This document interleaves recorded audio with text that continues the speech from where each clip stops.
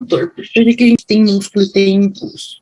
Para ter movimento, né? Para ter estabilidade, para ter mobilidade, para a gente conseguir fazer atividade física, para suporte, para locomoção, inclusive para proteção de órgãos vitais.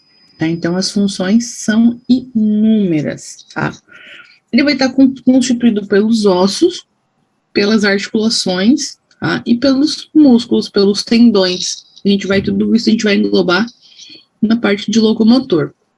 E aqui na parte dos tipos de articulação, a gente vai falar um pouquinho no próximo slide, porque é muito importante a gente saber o tipo de articulação.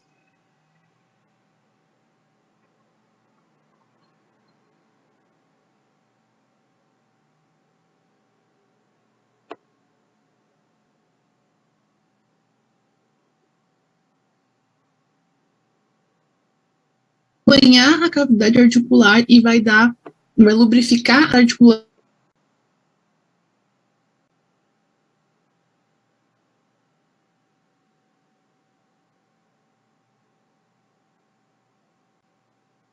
Para que não seja rígido, para o ligamento não está ligado de um músculo a outro. O tipo de articulação, porque é importante a gente saber, para ver o rango de movimento. As articulações com sinartroses, elas são. Só um minutinho, acho que eu vou sair aqui e entrar de novo, porque eu não sei se vai contar a minha aula de vocês. Já volto. Um segundo.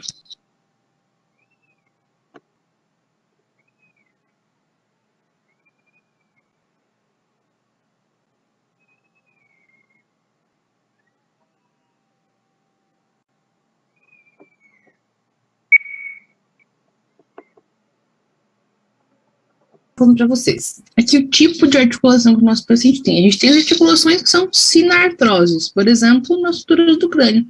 Tem articulação ali? Tem, mas ela se move? Não se move. Tá? Então, são articulação sinartrose. Tem as anfiartroses, que elas se movem, mas se movem um pouco. Por exemplo, a síntese do pubis, no momento do parto, toda essa estrutura se move, mas normalmente é uma estrutura que tem muito rango de movimento. E a gente tem as anfiartroses. Essas sim têm um amplo rango de movimento. Tem pronação, tem supinação, rotação interna, rotação externa, adução, abdução. Então, conhecendo o tipo de movimento que a nossa articulação tem, a gente vai conseguir saber se ela está limitada ou se ela não está limitada. Quando a gente fala de exame físico do aparelho locomotor, o que a gente tem que fazer? Não tem como fazer inspeção, palpação, percussão, auscultação, né? A gente não vai auscultar a articulação do nosso paciente. Então, o que a gente vai fazer? Inspeção, palpação e ver o rango de movimento. A gente vai inspecionar o nosso paciente, ver se ele tem alguma deformidade, ver se ele tem alguma assimetria. A gente vai palpar pontos dolorosos, a gente vai procurar pontos dolorosos e a gente vai ver o rango de movimento do nosso paciente, se é doloroso, se está aumentado, se está diminuído. Na inspeção. Na inspeção, a gente vai ver a marcha e a postura que o nosso paciente adota, tá? Lógico, vai ser diferente de um paciente chegar no nosso consultório, sentar na cadeira e dizer, tô com dor nesse dedo, do que um paciente que chega com uma muleta, um paciente que chega já com uma certa cifose, um paciente que já chega com uma dificuldade, um paciente que tem um caminhar arrastado, então isso já vai ajudar a gente. A gente vai fazer a inspeção da coluna do nosso paciente, buscar cifose, buscar escoliose. A gente vai ver se as extremidades são simétricas. A gente vai ver se o paciente tem as duas pernas ou os dois braços, né, do mesmo tamanho, se estão alinhados. A gente vai observar o tecido que está circulando a articulação do nosso paciente. Como assim? Nosso paciente está com uma dor no punho, por exemplo. A gente tem que observar essa articulação para ver se tem sinais flogísticos, tá? Para ver se tem ditada de Celso, para ver se tem edema, se tem rubor, tá? Isso vai ser muito importante para a gente diferenciar uma dor mecânica de uma dor inflamatória. A gente vai ver o tamanho das extremidades, estão deformadas, se tem alguma desalinhação óssea, contorno, assimetria, certo? E o padrão muscular, se tem hipertrofia, se tem atrofia. Na parte da palpação, a gente vai palpar ossos, a gente vai palpar os ossos, os pontos dolorosos do nosso paciente. E, claro, a gente vai palpar também o tecido que circula. A gente inspecionou o tecido que circula, agora a gente vai palpar. Outra vez a gente vai buscar dor, rubor, calor, edema, eritema, temperatura de Celsius. A gente vai buscar sinais de inflamação, tá? Aqui a gente vai ver se tem zona caliente, já falamos. Se tem sensibilidade, se crepita, tá? Se estala essa articulação, se ela tem um chasquido ali.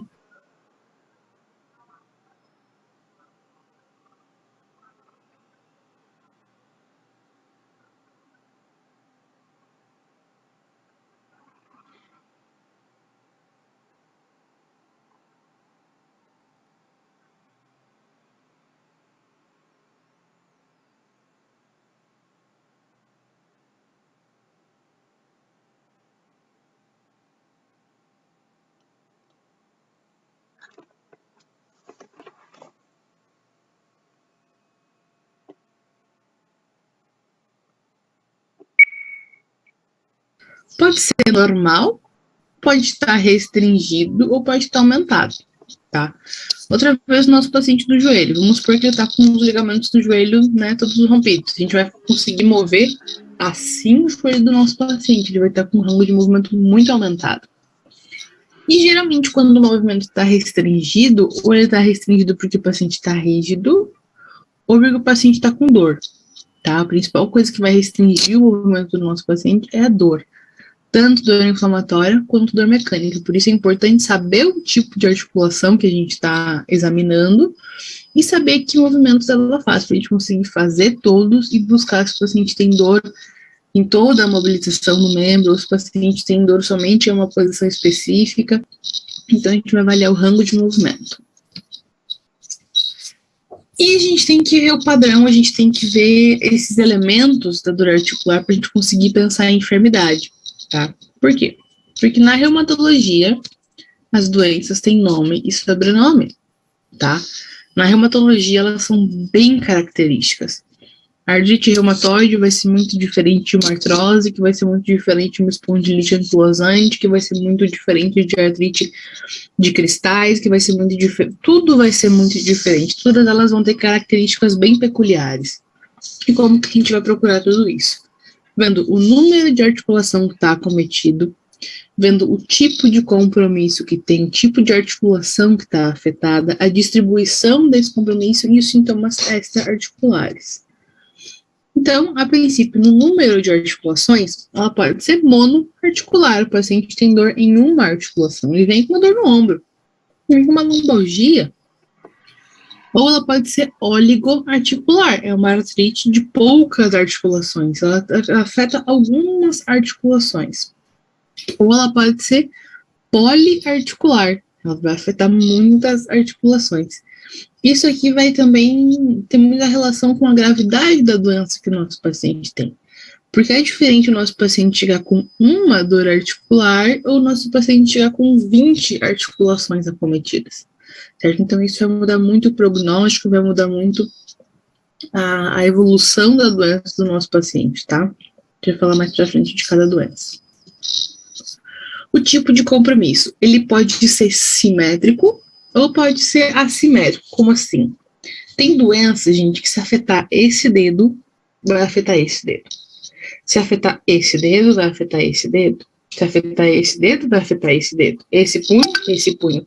Ela é simétrica em ambos hemicorpos. Se afeta de um lado, vai afetar de outro lado também. Tá? Então, essa distribuição simétrica da artrite é bem característica, por exemplo, da artrite de artrite reumatoide. Gente, eu tô com trava-língua hoje.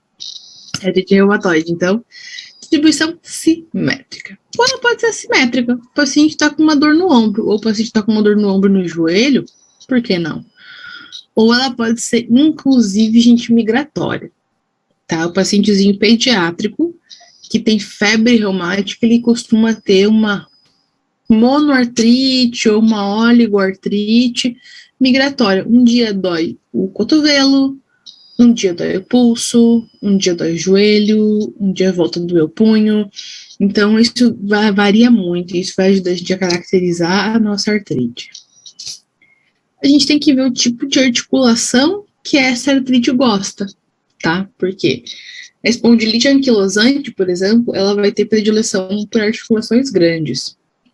A artrite reumatoide, apesar de poder afetar muitas articulações grandes e pequenas, ela prefere as pequenas, tá? Então, a gente pode classificar em grandes e pequenas articulações. As grandes é o joelho, o cotovelo, tornozelo, os ombros, punhos, e as pequenas, as metacarpofalangianas, interfalangianas, metatarsofalangianas, tudo que é de extremidade, tudo que é realmente articulação muito pequena. E a gente vai ver a distribuição desse compromisso. Se é uma distribuição de esqueleto axial, esqueleto do meio do corpo de sustentação, se ela é periférica, se ela é de joelho, de cotovelo, ou se ela é de extremidade. Tá? As artrites também, cada uma delas vai afetar mais uma região. E o que acontece aqui? Na parte do esqueleto axial, a gente vai ter muito a espondilite anquilosante. Tá? A espondilite anquilosante, ela afeta o esqueleto axial. O nosso paciente, ele abre o quadro com sacro e leite, dor no quadril, tá? E ela vai subindo para a coluna. Então, ela gosta do esqueleto do meio do corpo, axial. Agora, a artrite reumatoide, ela tem predileção pelas extremidades, tá? Geralmente, ela abre o quadro com dor articular nos dedos, tá? Nas mãos. Agora, por exemplo, uma artrose, um paciente com artrose, ele pode ter mais artrite de articulação periférica, mais em joelho, mais em tornozelo. Então, aonde está afetando vai dizer muito para nós que tipo de doença que é.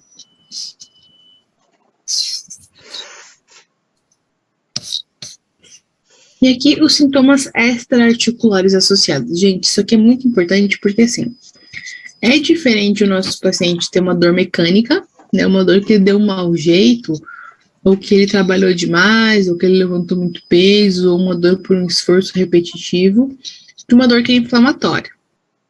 A gente tem que pensar se a dor é mecânica ou se a dor é inflamatória. Agora, se ela é inflamatória, é difícil inflamar somente a articulação, tá? É difícil. Geralmente, o paciente que tem dor articular associada à inflamação, geralmente é autoimune. E tudo que é autoimune também vai ter manifestação sistêmica, tá? Então, além da dor articular, o nosso paciente pode ter rigidez matinal. Ele refere que de manhã, quando ele acorda, ele tem a sensação de que ele está com as mãos rígidas. Parece que ele refere que a articulação demora para esquentar. Ele refere isso. O nosso paciente pode ter febre, né? Se tem inflamação sistêmica, se tem reação autoimune, o paciente pode estar febril. O paciente pode ter alopecia, o paciente pode ter perda de cabelo, o paciente pode ter perda da sobrancelha. Esse paciente pode apresentar úlceras orais, pode apresentar alteração de pele, xerostomia ou xeroftalmia, que é boca ou olho seco. Esse paciente pode ter pleurites, tá? Ele pode ter pericardite, ele pode ter peritonite, todas as serosas dele vão poder inflamar. Ele pode ter conjuntivite, tá? A conjuntivite está realmente muito associada a doenças reumatológicas. Ele pode ter alterações renais, alterações cardíacas, alterações psiquiátricas, inclusive, tá? Então, tem realmente muita alteração extra-articular, e a gente tem que saber pesquisar tudo isso. Um exemplo clássico é o paciente com lúpus, né? O paciente com lúpus, ele pode ter qualquer coisa. O paciente com lúpus pode ter dor articular, pode ter alteração de pele, pode ter alteração renal, pode ter alteração no exame de urina, pode ter alteração no sangue, ele pode ter alteração psiquiátrica, ele pode ter qualquer coisa. Então, tem até a brincadeira, né? Na medicina, quando a gente não tem ideia do que é lúpus. É lúpus porque o lúpus pode dar qualquer coisa. Esse slide deveria estar um pouquinho mais para trás, mas aqui fala de poliartrite simétrica, oligoarticular, monoarticular ou poliartrite. E agora a gente vai falar um pouquinho de artrite reumatoide. A artrite reumatoide, gente, é uma doença inflamatória sistêmica, tá? Crônica, de etiologia desconhecida, ou seja, ela é idiopática. Tem um fator genético que predispõe? Tem, claro que tem. Mas não tem uma causa estabelecida para a artrite reumatoide, porque tem gente que não tem marcador genético e tem artrite reumatoide. Ela é interessante porque, assim, diagnosticada precocemente e tratada precocemente, ela pode alcançar longos períodos, inclusive anos de remissão, tá? E é importante esse paciente de artrite reumatoide entrar em remissão, por quê? Porque se a gente não conseguir diminuir a inflamação dessa articulação, ela vai progredir, vai ficar inflamando, e muito tempo inflamando, o que acontece? Vai acontecer perda óssea, tá? O ligamento vai ficar frouxo, o osso vai ficar corroído, vai começar a ter muita deformação, tá? E esse paciente pode chegar a encontrar um grau de invalidez a longo prazo quando ele não consegue responder ao tratamento ou quando ele não faz o tratamento. E artrite reumatoide, geralmente ela afeta articulações de forma simétrica, como eu tinha falado para vocês, de ambos os lados. E, frequentemente, ela afeta punho, mão, cotovelo, ombro, rodilhas, né, joelhos, e panturrilhas não, seriam tobilhos, né, não tem como atingir a panturrilha porque não é uma articulação. Mas seria os tobilhos, os tornozelos, mas ela geralmente abre o quadro com artrite nas mãos. No exame físico, o que a gente vai ver? A gente vai ver muita alteração.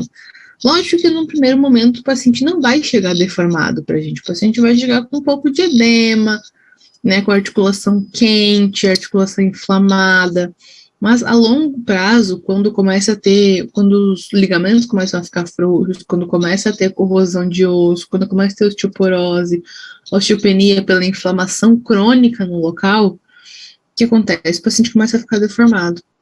O paciente pode ter um desvio ulnar dos dedos, ele pode ficar meio para fora, esse polegar em Z, o paciente pode ter esse dedo em cabeça de cisne, ou esse dedo em abutonier. Todas essas são alterações que são dadas pela parte de músculo e de ligamento, tá? Pela inflamação crônica, o ligamento não vai mais estar efetivo, então os músculos começam a contrair constantemente essas articulações.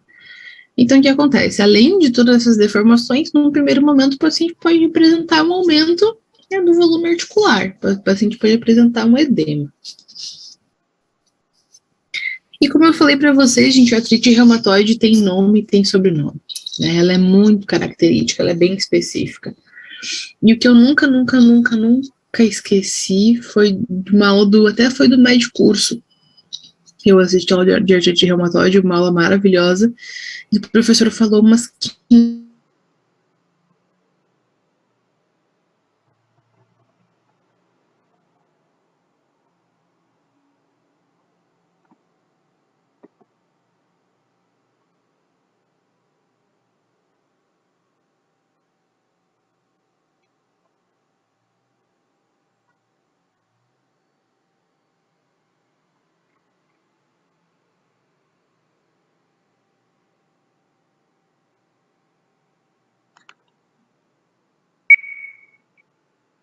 de fazer uma osteoporose, tá? Então, por isso que é tão importante a gente parar a inflamação desse paciente, a gente tratar precocemente para que ele pare de ter inflamação. Quanto mais inflamação ele tem, mais sintomático ele vai ser.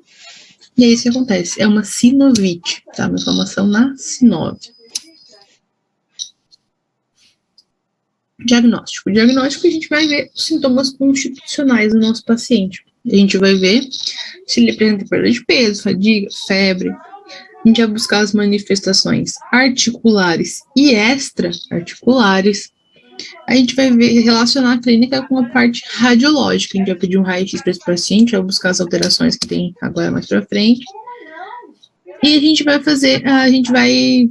ver que geralmente vai ter sensibilidade e dor nas articulações pequenas. Uma coisa que eu esqueci de comentar com vocês, que é de extrema importância, é que a artrite reumatoide, gente, ela não afeta as interfalangianas distais, tá?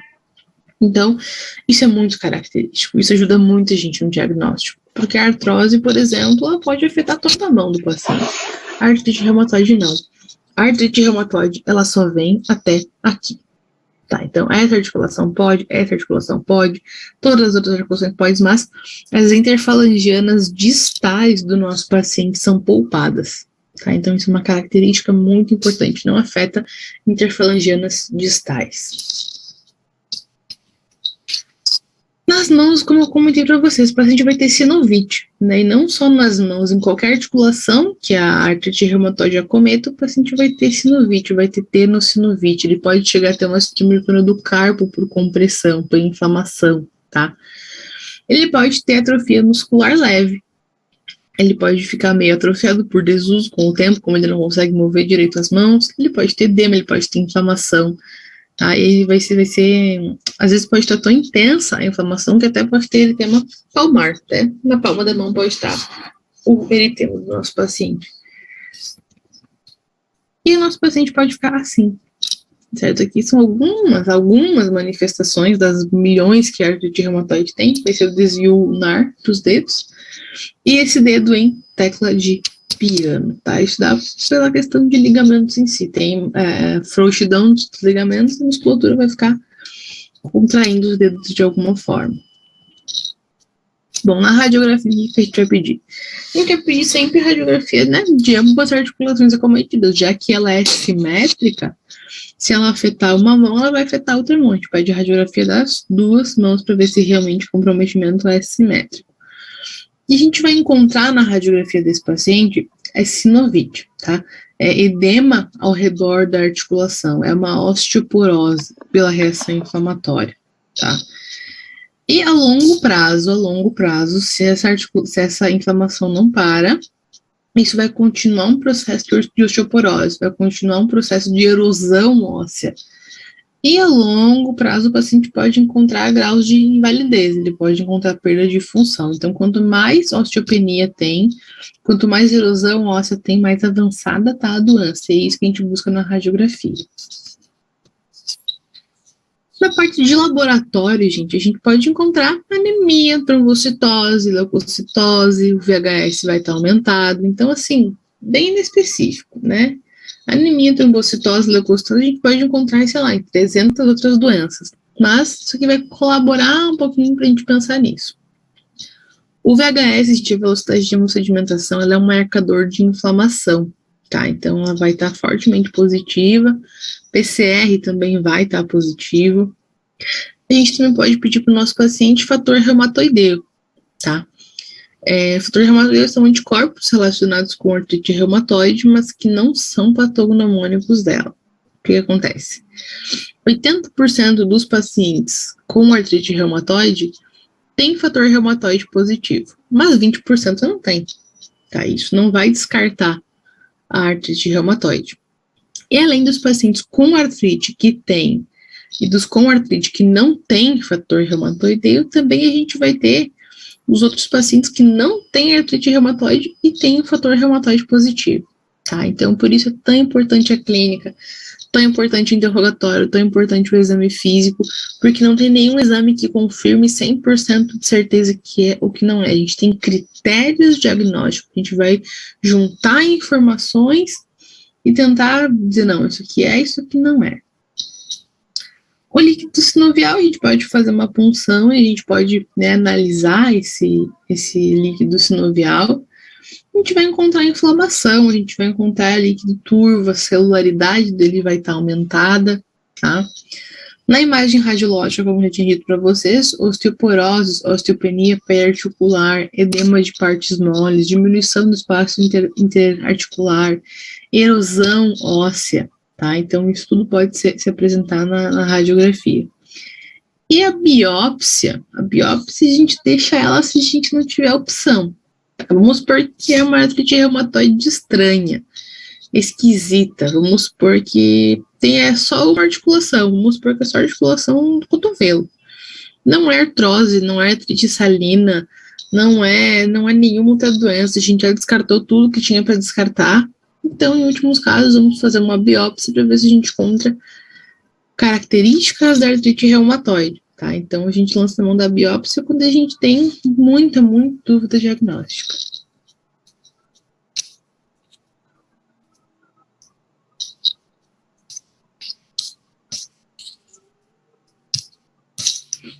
Aqui, como eu tinha falado para vocês, o fator reumatoideu, ele não vai estar positivo somente na artrite reumatoide, certo? Ele também pode estar positivo na síndrome de Sjögren, ele pode estar no lúpus, na esclerose sistêmica, na polimiosites, dermatomiosites, inclusive na endocardite infecciosa, tuberculose, sífilis, hepatite, sarcoidose, cirrose. 5% da população normal sem doença tem fator reumatoide positivo. Os pacientes grávidas podem ter fator reumatoide positivo. Então, por isso é tão importante o nosso interrogatório, tá? A gente não pode nunca ficar pendente de exame de laboratório para conseguir dar um diagnóstico de certeza de alguma coisa, tá? Então, a gente vai juntar as peças. É igual brincar de detetive, a gente tem que investigar, né, para conseguir dar um diagnóstico para o nosso paciente. Prognóstico, gente, qual que é a expectativa para esse paciente? 10% dos nossos pacientes conseguem uma remissão prolongada, eles ficam longos períodos sem nenhuma manifestação, tá? Alguns deles não respondem bem aos medicamentos, alguns deles não respondem realmente ao tratamento, então essa inflamação continua e ele pode chegar a graus de invalidez, tá? Essa doença, ela não tem cura, tá? Não tem como a gente curar ela. Então, o que a gente procura é realmente remissão. O paciente vai ter períodos de exacerbação, o paciente vai ter períodos de melhoria, mas o que acontece realmente é que ela é crônica e que ela é incurável. Mas 10% consegue alcançar remissão prolongada. Agora, que paciente que vai ter mais problema? Que paciente que tem mau prognóstico? Esse é paciente com fator reumatoideu elevado, tá? Não basta só ele estar positivo. Altos níveis, altos títulos de fator reumatoideu vão ser de pior prognóstico para o nosso paciente. VHS persistentemente elevado. Como eu falei para vocês, VHS é um marcador de inflamação, tá? E se ele está persistentemente elevado, quer dizer que a inflamação desse paciente não está controlada, quer dizer que a gente não conseguiu atingir o objetivo do tratamento. Mais de 20 articulações acometidas. Gente, com certeza esse paciente tem um prognóstico muito pior, tá? É diferente um paciente com uma artrite reumatoide de 2 dedos, né, 2 articulações, e um paciente que está com 20 articulações acometidas. Imagina o grau de inflamação que está no corpo desse paciente. Então, quanto mais articulações, pior vai ser o prognóstico. Início da artrite reumatoide a partir de 75 anos, tá? Por quê? Porque o paciente que já é mais idoso, ele já tem uma osteopenia natural, ele já tem uma artrose, ele já tem, né, problemas articulares, incluso outras doenças ali em conjunto, então um início tardio vai ter com certeza um pior prognóstico. Se o paciente apresenta nódulos reumatoides, se o paciente tem aqueles nódulos perto dos cotovelos, tá, ele também vai ter pior prognóstico. Mas o paciente pode ter problemas psicossociais. Como assim? Imaginem um paciente que está constantemente com dor, né? Um paciente constantemente com dor articular, um paciente que tem 20 articulações acometidas, um paciente que não está respondendo ao medicamento. Esse paciente já perdeu o gosto pela vida, né? Quem vai querer ficar 24 horas por dia com dor? Né? Ninguém. Então, é importante o apoio psicológico para esses pacientes. Quando o nosso paciente tem manifestação extra-articular, tá? Ele não tem só artrite, ele não tem só inflamação articular, ele tem pericardite, ele tem peritonite. Então, quando ele tem manifestação extra-articular, também tem um pior prognóstico. Artrite erosiva. O nosso paciente não responde ao tratamento e começa a ter erosão óssea. Se o nosso paciente tem marcador genético por artrite reumatoide, o prognóstico também é um pouco pior. Ou se tem má resposta ao metotrexate, tá? O metotrexate vai ser o nosso tratamento de escolha para artrite reumatoide. Então, se não responde ao metotrexate, ele vai ter um mau prognóstico. Porque vocês vão ver no tratamento que a gente vai ter as drogas que não modificam o curso da doença e drogas que modificam o curso da doença. Então, o metotrexate é uma das que modificam. Então, se não responde a ela, o paciente tem um prognóstico bem ruim. Tratamento, a gente vai ter o tratamento farmacológico e o tratamento não farmacológico. Na parte de tratamento não farmacológico, repouso, né? O paciente tem que repousar a articulação, infelizmente não tem que fazer. Terapia física e terapia ocupacional, ele tem que mover essa articulação da maneira correta, também para não perder a mobilidade, para não ter atrofia muscular. E a terapia ocupacional vai ser muito importante para ele conseguir lidar com o grau de dor que ele tem. pérolas de repouso, muletas, qualquer coisa de apoio que possa melhorar o nosso paciente também, a gente pode lançar mão. E também a gente tem estudos com artrite reumatoide que tem uma declinação, né, uma declinação progressiva da capacidade funcional ao longo do tempo, tá? Com tratamento farmacológico. Né? Se a gente conseguir, isso quer dizer que se a gente conseguir iniciar logo o tratamento, iniciar cedo, ele vai progredir mais lentamente, tá? Isso vai influenciar muito no prognóstico do nosso paciente. E quais são essas drogas? A gente pode lançar mão de AINES, né, anti-inflamatórios não esteroidais, e aqui também a gente pode usar corticoides, a gente pode usar inclusive os dois. E essas AINES e corticoides não vão mudar o curso da doença, eles estão sintomáticos. Agora, as drogas modificadoras do curso da doença, as DARMs, elas ajudam a gente a modificar o processo patológico de inflamação crônica e a melhorar muito o prognóstico desse paciente, tá? A droga de escolha, de longe, é o metotrexate, tá? Ela responde muito bem ao metotrexate. A gente também pode lançar mão de outras drogas, cloroquina, hidroxicloroquina, sulfasalazina, todas essas drogas mais novas, essa leflunomida, azitoprina, tem realmente muita droga, mas o tratamento de escolha ainda é o metotrexate, tá? Só que ele demora para fazer efeito, ele demora aí 1 mês para conseguir impregnar nosso sistema, para conseguir começar a responder. Então, no primeiro momento, a gente vai dar o medicamento para o nosso paciente, mas a gente vai acompanhar esse medicamento de AINES e corticoides, né, para o nosso paciente aguentar esse primeiro mês, aí, esses primeiros dias de efeito, até que o metotrexate comece a realmente fazer efeito, tá? Então, a gente pode aliar todos eles, depois a gente vai tirar os AINES e tirar os corticoides, porque a longo prazo, nosso paciente não pode ficar tomando AINES, né? Ele vai fazer uma úlcera gástrica e também não pode ficar tomando corticoide igual o pirulito, né? O paciente vai acabar com uma síndrome de Cushing.